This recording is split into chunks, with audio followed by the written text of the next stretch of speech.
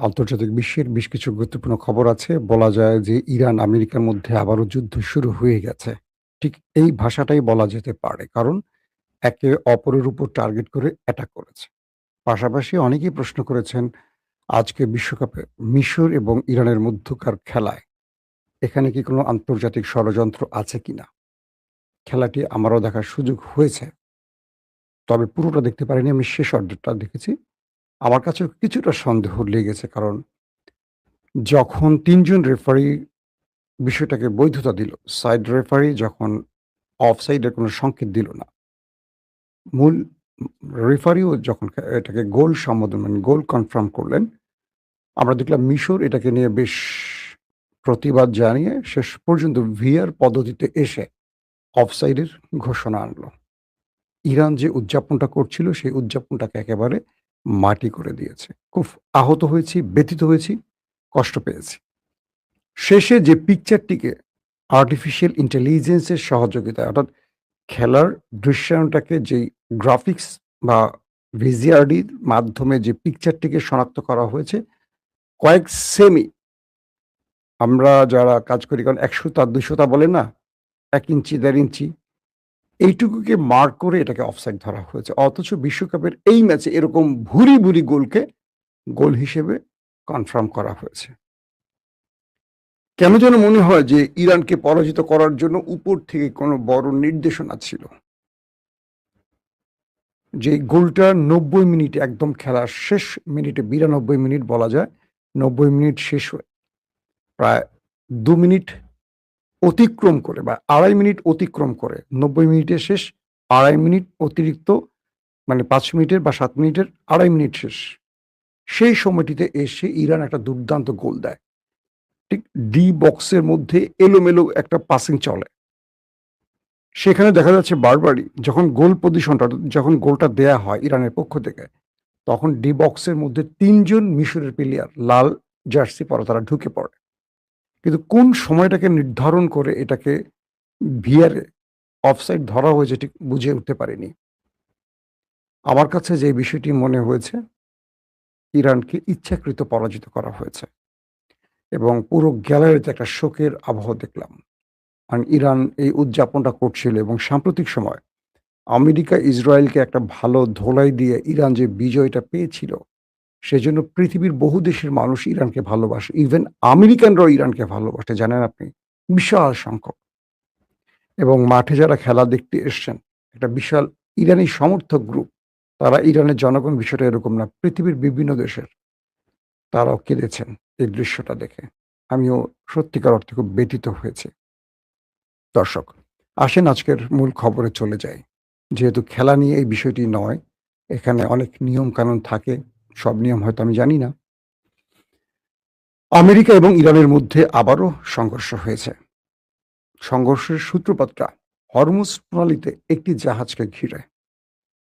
সিঙ্গাপুরের পতাকাবাহী একটি জাহাজ হরমুজ প্রণালীতে এসে ইরান যে নির্ধারিত রুট বলে দিয়েছে, অর্থাৎ এখানে যে জাহাজগুলো আসা যাওয়া করবে তার জন্য ইরান নির্ধারিত একটি রুট বলে দিয়েছে।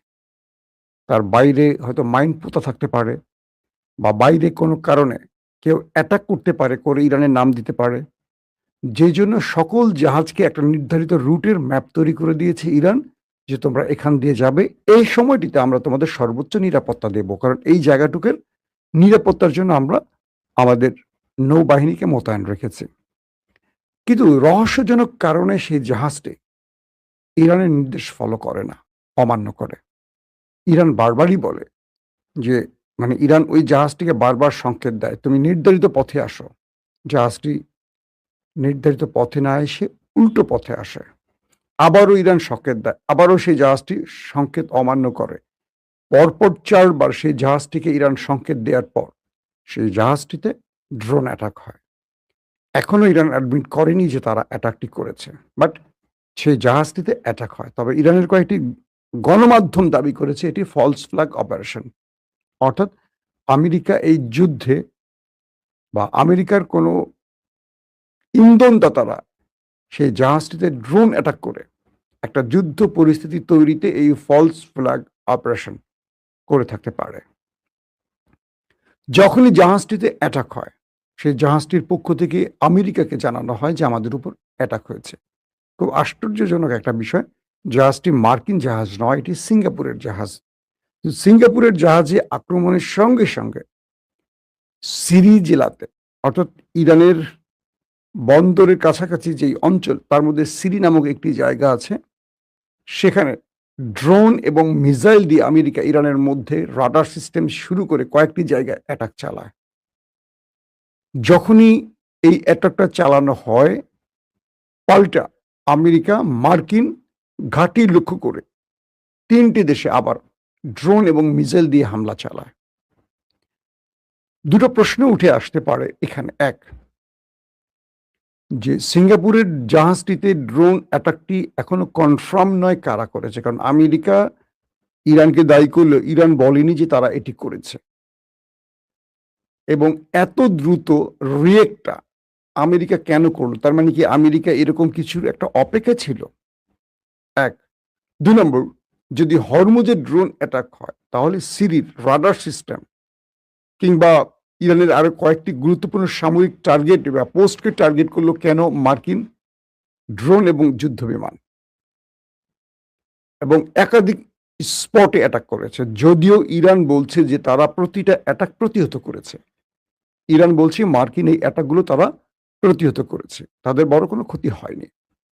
পাশাপাশি ইরান সঙ্গে সঙ্গে মার্কিন মধ্যপ্রাচ্যে থাকা মার্কিন যে ঘাঁটি রয়েছে, সেই ঘাঁটিগুলোতে বড়সড় মিসাইলের ঝড় বইয়ে দেয়।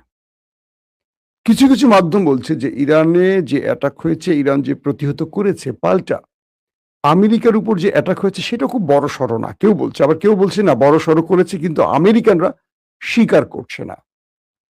আমেরিকারা পূর্বেও স্বীকার করেনি, এখনো করছে না। তার মানে দুপক্ষের মধ্যে আবারও ড্রোন এবং মিসাইলের মাধ্যমে হামলা, পাল্টা হামলার ঘটনা ঘটে গেল।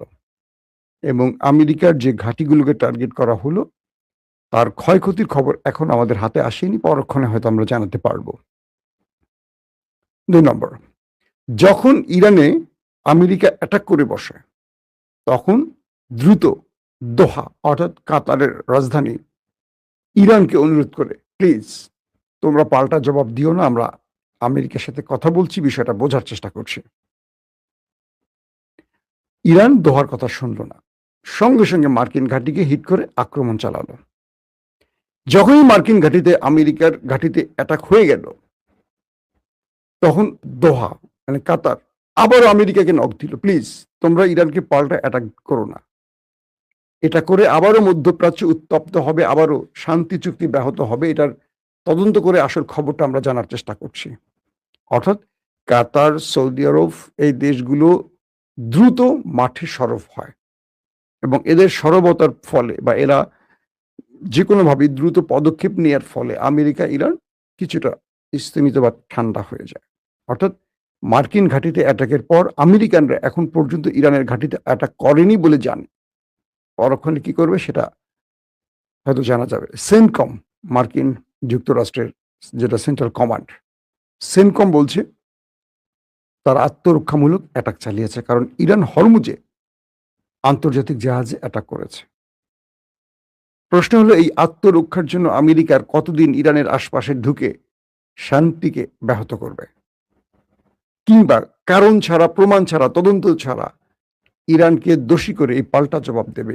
আবার ইরান বা কতদিন মার্কিন ঘাঁটিগুলোকে এভাবে টার্গেট করতে থাকবে, নাকি এভাবেই আবার একটা যুদ্ধের প্রস্তুতি বা মহড়া শুরু হয়ে যাবে? মূল বিষয়টা হলো, মধ্যপ্রাচ্যে ইসরায়েল ব্যর্থ হয়ে গেছে। মধ্যপ্রাচ্যে ইসরায়েলের স্বপ্ন ধ্বংস হয়ে গেছে, কারণ এই অঞ্চলে এতদিন ধরে, কয়েক যুগ ধরে ইসরায়েল যে স্বপ্ন তৈরি করেছিল, সেই স্বপ্নটা মোটামুটি ইরান ধ্বংস করে দিয়েছে।